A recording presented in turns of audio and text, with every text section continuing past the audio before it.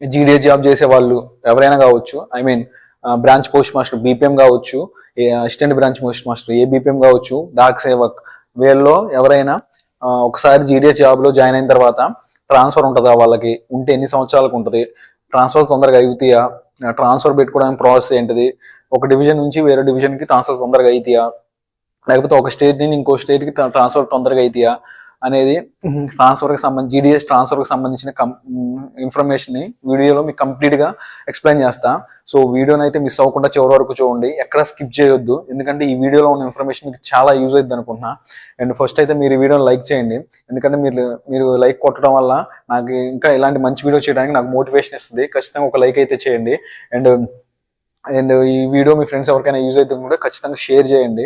And ఇలాంటి మంచి videos కోసం నా ఛానల్ తప్పకుండా సబ్స్క్రైబ్ చేసుకోండి. సబ్స్క్రైబ్ చేసుకొని పక్కనే ఉన్న గంట సింబల్ నొక్కడం వల్ల ఏంటిదంటే, గంట సింబల్ నొక్కడం వల్ల నేను వీడియో పెట్టడంలోనే మీ మొబైల్కి నా వీడియో నోటిఫికేషన్ రూపంలో వస్తుంది. ఖచ్చితంగా అయితే గంట సింబల్ అయితే నొక్కండి.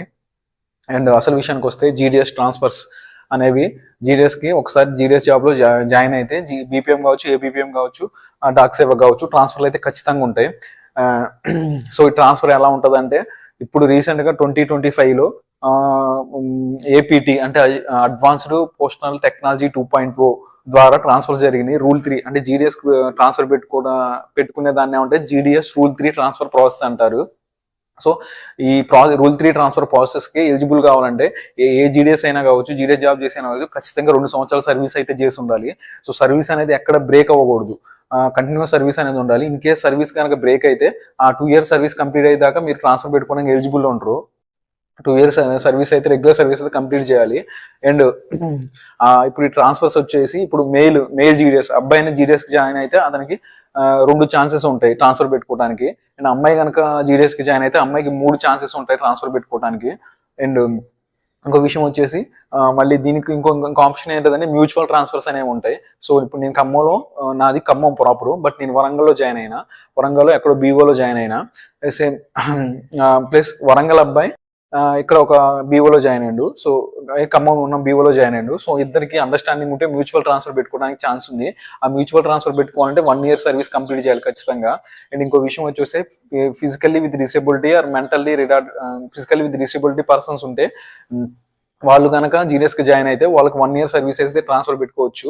అండ్ ఇంకో విషయం ఏంటంటే, ఇక్కడ ట్రాన్స్ఫర్ ప్రాసెస్ లో మీరు డాక్యుమెంట్స్ సబ్మిట్ చేస్తారు కదా, మీరు ఎట్ ద వెరిఫికేషన్ టైంలో మీకు జాబ్ వచ్చి మీరు జీడీఎస్ కి జాయిన్ అయినప్పుడు మీరు కొన్ని డాక్యుమెంట్స్ అయితే సబ్మిట్ చేస్తారు. మెయిన్ వచ్చేసి SSC memo and caste certificate, community certificate, ఇంకా వేరే సర్టిఫికేట్స్, కంప్యూటర్ సర్టిఫికేట్ ఉంటే కంప్యూటర్ సర్టిఫికేట్.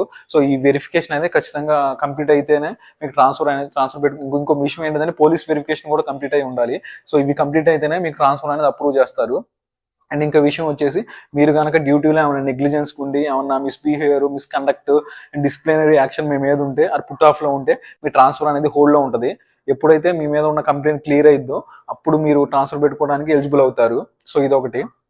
అండ్ ఇంకోటి వచ్చేసి, ట్రాన్స్ఫర్ అనేది రూల్ 3, ఈ ట్రాన్స్ఫర్ సైకిల్ అనేది ఇప్పుడు కొత్తగా పెట్టారు, మొన్న రీసెంట్ గా అయిపోయింది. నవంబర్లో మన ఆప్షన్స్ పెట్టుకోమన్నారు.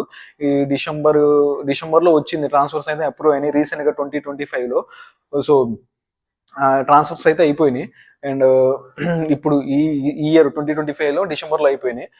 అండ్ ఇంకో విషయం ఏంటంటే, ఇప్పుడు మీరు ట్రాన్స్ఫర్ పెట్టుకోవాలంటే జీడీఎస్ జాబ్ నుంచి బీపీఎం కావచ్చు, ఏబీపీఎం కావచ్చు, డాక్ సేవక్ కావచ్చు.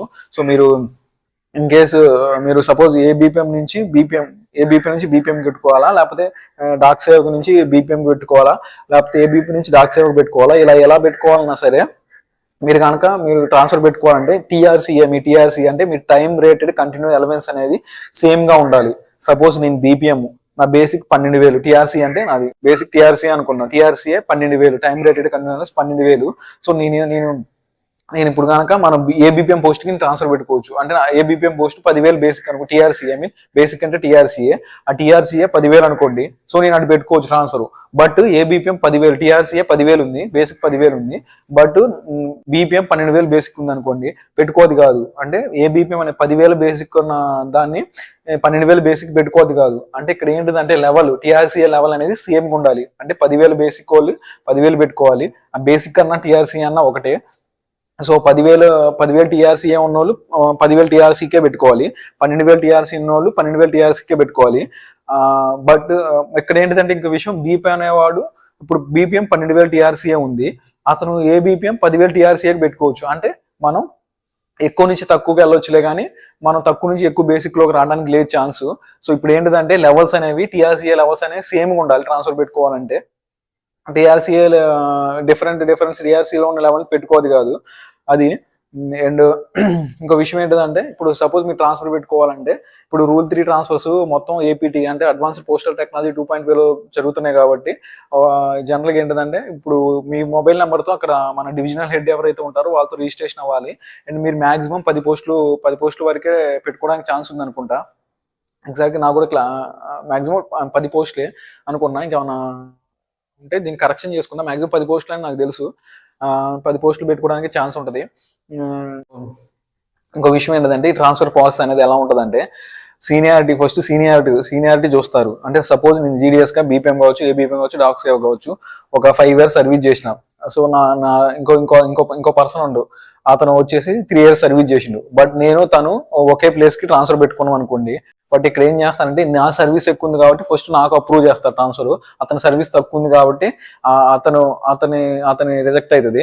ఎందుకంటే సర్వీస్ ముందు సీనియారిటీ ప్రకారం చూస్తారు, సర్వీస్ ఎవరు ఎక్కువ ఉంటుంది అంటే వాళ్ళు సీనియర్ అవుతారుగా. సో ఆబ్వియస్లీ వాళ్ళకే వచ్చింది, ఎవరికైతే సర్వీస్ తక్కువ ఉంటుందో వాళ్ళకి రిజెక్ట్ అవుతారు సేమ్ ప్లేస్ పెట్టుకుంటే. సో మెయిన్ వచ్చేసి సీనియారిటీ, సీనియర్స్ ముందు ప్రిఫరెన్స్ ఇస్తారు, వాళ్ళు ఏ ప్లేస్ పెట్టుకుంటే వాళ్ళకి అది వచ్చింది. సపోజ్ సీనియారిటీ తక్కువ ఉంది నేను పెట్టుకుంటే నాకు రాదు అలా. సో అది ప్రాసెస్ ఉంది. నెక్స్ట్ ఇంకోటి వచ్చేసి స్పౌజ్.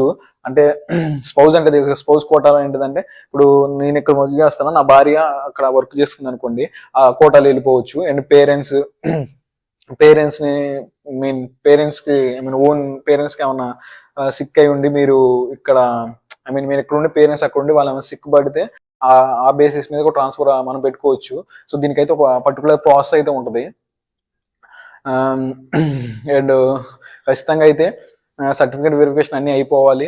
అండ్ అయిపోతేనే మన అప్రూవ్ చేస్తారు. ఇన్ కేస్ మీ సర్టిఫికేట్ ఏమైనా పెండింగ్ ఉండి మీకు ట్రాన్స్ఫర్ అప్రూవ్ అయ్యి మీ సర్టిఫికేట్ ఏమైనా వెరిఫికేషన్ పెండింగ్ ఉంటే వెరిఫికేషన్ కంప్లీట్ అయ్యేదాకా ట్రాన్స్ఫర్ అనేది అప్రూవ్ చేయరు, హోల్డ్ లో పెడతారు. ఎప్పుడైతే కంప్లీట్ అయ్యేదో అప్పుడు రిలీవ్ చేస్తారు మిమ్మల్ని. ఇది ఒకటి ఉంది. ఇది జీడీఎస్ జాబ్కి సంబంధించిన ట్రాన్స్ఫర్కి సంబంధించిన కంప్లీట్ వీడియో. నేను ఏమన్నా ఈ వీడియోలో ఏమన్నా ఇన్ఫర్మేషన్ చెప్పడం మర్చిపోయినా జీడీఎస్ ట్రాన్స్ఫర్కి సంబంధించి, అండ్ ఏమన్నా తప్పులు ఉన్నా కింద కామెంట్ చేయండి, కామెంట్కి రిప్లై ఇస్తా. అండ్ జీడీఎస్ ట్రాన్స్ఫర్ నోటిఫికేషన్ అయితే 2026లో ఎప్పుడైతే వచ్చిందో రూల్ 3 ట్రాన్స్ఫర్ ఖచ్చితంగా నేను వీడియో చేస్తా, రూల్ 3 ట్రాన్స్ఫర్ వచ్చిందని. సో ఎవరైతే ట్రాన్స్ఫర్ కోసం వెయిట్ చేస్తున్నారో పెట్టుకోవాలని, సో పెట్టుకోండి అప్పుడు. సో ఖచ్చితంగా అయితే అప్పుడు వీడియో చేస్తా. And thanks for watching my video.